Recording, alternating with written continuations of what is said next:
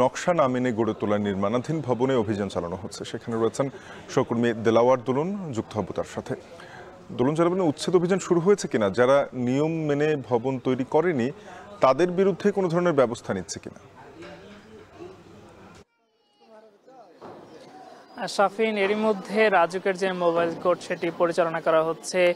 মূলত ৬০ ফিট এলাকার যে ওসমান গনি সড়ক কেন্দ্রিক যে ভবনগুলো নির্মাণ করা হয়েছে সেক্ষেত্রে তারা অভিযান পরিচালনা করছেন আমরা দেখছি। আপনাকে যদি জানিয়ে রাখি, এরই মধ্যে বেশ কয়েকটি ভবনের যে বাড়তি অংশ রয়েছে সেগুলো গুড়িয়ে দেওয়া হয়েছে। আর যদি বলে রাখি, আমরা এখানে এসে অন্যান্য স্থানের মতোই লক্ষ্য করেছি যে তারা হাইকোর্ট থেকে স্টে অর্ডারের মধ্য দিয়ে মূলত কালক্ষেপণ করছেন কিংবা সময় বাড়িয়ে নিয়ে বাড়ির বর্ধিত অংশ কিংবা নকশা বহির্ভূত যে অংশগুলো রয়েছে সেগুলো নির্মাণ কাজ অব্যাহত রেখেছেন।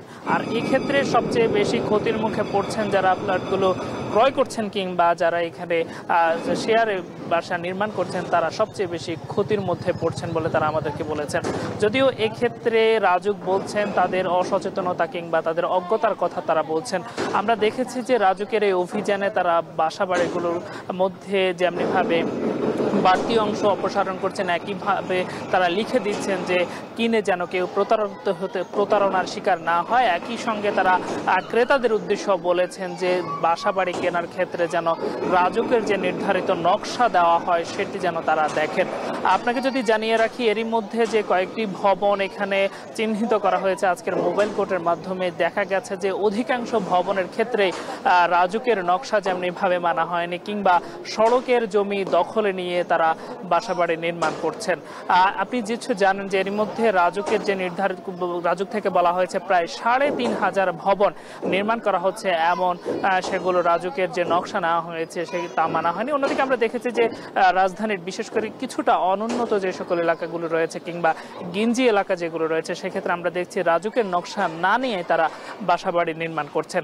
আবার এই এলাকাটিতে ঠিক যে বাসাগুলো শনাক্ত করা হয়েছে সবগুলোতে রাজুকের নকশা নেওয়া হয়েছে, তবে নকশা না মেনে ভবন নির্মাণ করার দৃশ্য আমরা এখানে এসে দেখেছি। যদি জানিয়ে রাখি যে এই বাড়িগুলোর ক্ষেত্রে যেমনিভাবে যেগুলোতে নির্ধারিত কোর্টের নির্ধারিত নিয়মের বালাই নেই, সেক্ষেত্রে বা কোর্টের অর্ডার থাকার কারণে যেগুলো অপসারণ করা যাচ্ছে না সেগুলোর ক্ষেত্রে আমরা জিজ্ঞেস করছিলাম যে তারা বলছেন যখনই কোর্টের নির্ধারিত রায় পেয়ে যাবেন কিংবা তখনই তারা ব্যবস্থা নেবেন। ফলে যারাই নিয়ম বহির্ভূত বাসাবাড়ি নির্মাণ করছেন তাদের সবার বিরুদ্ধে ব্যবস্থা নেওয়া হবে।